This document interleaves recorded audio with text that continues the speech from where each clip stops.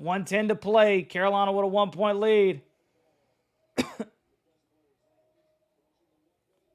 Oh, that's not the shot, bro.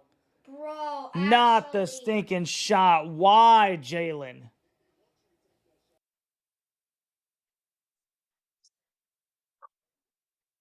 Y'all remember how bad that felt? You don't want none!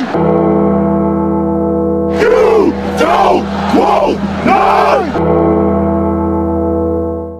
What's going on, Tar Heel Nation? It is your favorite North Carolinian, Russ, the Tar Heel. And in this huddle, baby, we're going to talk about the North Carolina Tar Heels hosting the Alabama Crimson Tide in the annual ACC SEC Challenge. Man, this is an extremely important basketball game for the Heels as they are in desperate need of a Q1 win after going 1-2 in Maui last week. But before we get into the intricate details of this game, man, do me a stinking solid. Check and make sure that you're actually subscribed to the channel, man. It's crazy how many people watch the videos and don't even realize that they're not subscribed to the channel. So do me a favor, check and make sure you're subscribed. If you're not subscribed, subscribe. We are finishing up football season, and we'll be covering the Hardwood Hills for the duration of the 2024-2025 basketball season with game previews, live reaction and watch parties, and immediate reaction videos, man. Make sure you smash that like button for me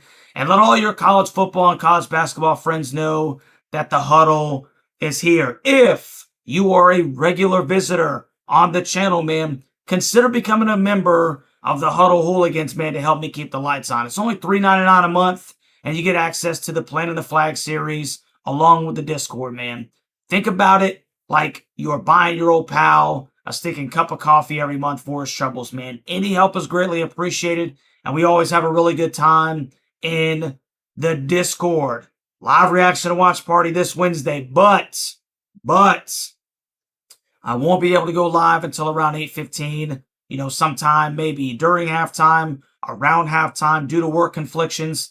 So enjoy the first half without me, but you make sure that you come and hang out with your boy after the half as we watch the Heels battle Bama in the Dean Dome. I'm always excited to get together with Tar Heel Nation and watch the game. It's one of my favorite things with the Tar Heel Huddle, man. So let's take a look at the updated AP Top 25, where we can see that the Heels have dropped 8 spots to the number 20 with losses to the number 1 and number 2 teams in the country. And we can also see that Michigan State has moved up to just outside of the top 25 at number 26 as well. Alabama drops 1 spot to number 10.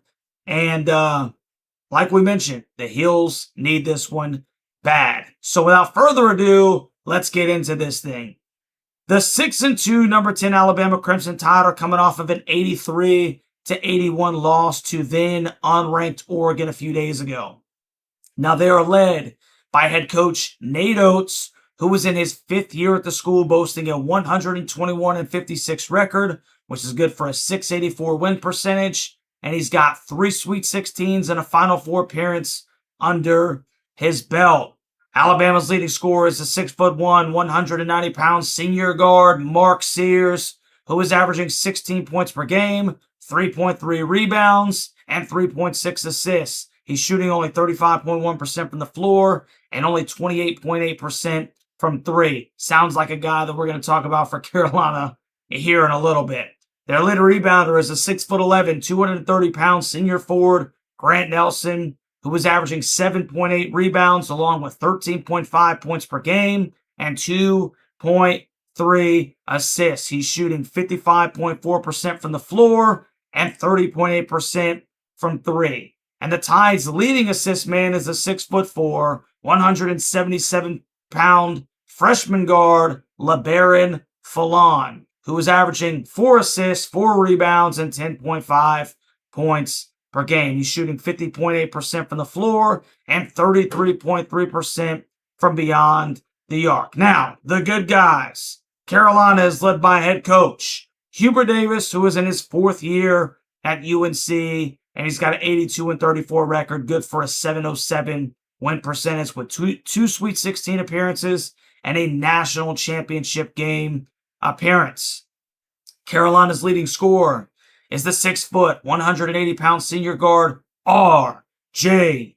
Davis, who is averaging 18.4 points per game, 4.1 rebounds, and 4.4 assists. He's shooting only 36.7% from the field and only 27.5% from three, but he is still shooting 87.5 from the charity stripe. So you see Mark Sears, you see RJ, both of them are kind of in a shooting slump per se, but they're both still the leading scorers for their team, and they're pretty dadgum good basketball players. The Heels, leading rebounder is the 6'9", 220-pound senior forward, Jalen Withers, who was averaging 5.9 boards, 7.3 points per game, and an assist on 42.9% shooting from the floor and from beyond the arc. And he's shooting 71.4% from the free throw line. And the Heels' best facilitator is the 6'1", 180-pound sophomore point guard, Elliot Cadeau, who's averaging 5.9 assists, 14.4 points per game, and 3.1 rebounds. He's shooting 50% from the floor, 37.5% from three, and 77.5% from the line. Elliott's assists have gone down a little bit, and his turnovers have gone up a little bit. So that assist-to-turnover ratio is not necessarily what it was a couple of games ago. He's at 2-1 right now. So that's something to keep an eye out for, man. And now that we've seen the individual statistic leaders, let's take a look at the team statistic breakdown going into this pivotal ACC SEC matchup. Alabama is averaging 88.6 points per game, and they're giving up 78 points per game. They're averaging 43.8 rebounds and 17.8 assists, as Carolina is averaging 89.7 points per game and giving up 80.1 themselves. They're averaging 36.9 boards and 14.6 assists. Very similar statistics, but keep in mind that daggone 6-7 rebound advantage that Alabama has over Carolina overall, man. So it's going to be very interesting to see how Carolina matches up against Bama on the boards. So now that we've looked at the individual statistics and the team statistics, let's look at Russ's 3 keys to a Tar Heel victory. And key number 1, man, look, Carolina's got to start fast. The North Carolina Tar Heels have started a terrible habit of gifting teams the first 5 to 10 minutes of the first half of each game before they seemingly show up to play basketball. I'm not sure exactly what's going on, but they cannot afford to allow Alabama to get off to the races in Chapel Hill to where the Heels are playing catch up for the next 30 minutes. Come ready to play. Let's get this thing rolling and let's take it to the Tide. Elliott has got to settle himself in and lead this North Carolina team to victory. It starts with him. Ball's in his hand, and it's all predicated on his decision-making on the offensive and defensive side of the basketball. You got to clean up the turnovers. Don't commit early fouls because we need you on the floor to lead. Carolina needs to start fast in this game and come ready to play. Key number 2, got to be a lineup switch, man. It's been no secret that UNC has not gotten nearly the production that they anticipated from Jalen Washington this year and the absence of Armando Bacot, who ran out of eligibility, right? And until the apparent switch goes off in Jay Wash's head, UNC is going to have to go smaller. It pains me to say this, but Jay Witt and Jay Wash just aren't cutting the mustard. Not to mention, over the course of the last few games, the most consistent Tar Heel seems to be the 6'6", 195-pound freshman guard, Drake Powell. He needs more burn, man. Ian Jackson needs more burn. Van Allen Lubin needs more burn. I want to see a lineup change. Let's stop doing the same thing. It's the definition of insanity until somebody gets their head on their shoulders. And key number 3, got to be a defensive switch. Here is the simple fact of the matter. Carolina's best lineup is small. They're small, bro. 6 foot, 6'3" at the 1, 2, and 3. And you don't have a big guy that can protect the rim and rebound consistently. Carolina may have to go to a zone occasionally, as the guards have been unable to really defend the perimeter. Once the guards are beat, there's no intimidator down low, and teams are getting shoot-around shots from 3 to 8 feet. And that's, if they're not getting straight to the stinking bucket. You might have to pack it in occasionally. Not to mention, Carolina's a little bit deeper at the guard position. So how about consistently pressing full court on made baskets to speed up the Bama offense? You've got to do something different. And December will tell us a ton about HD's ability to coach, as it'll be on full display how he chooses to cover Carolina's clear deficiencies. And that brings us to the prediction portion of the show.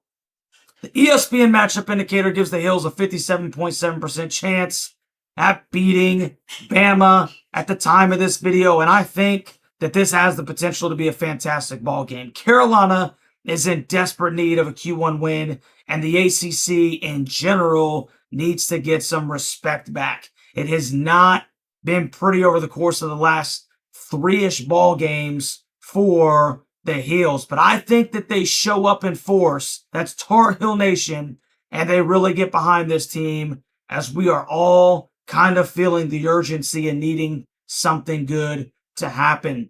Alabama put Carolina out of the tournament last year in the Sweet 16. We're at home, and we need it badly, but can we stick and get it done, man? I'm going to take Carolina 93, Alabama 90 to put a tally in the ACC win column, man. I think HD mixes up the defense. We see some turnovers due to the press, and this one turns into a little bit of a track meet behind the fervor of the Dean Dome, and the Heels get a much-needed quality win. So you let me know what you think about this basketball game down in the comment section, Tar Heel and Bama Nation. Is your boy onto something? Or am I sitting up in the nosebleeds having no idea what I'm talking about? If you have not already, like was aforementioned, do me a favor, man. Like, share, and subscribe to the channel. And we'll see you Wednesday after halftime for some Carolina get back, baby. Go Heels.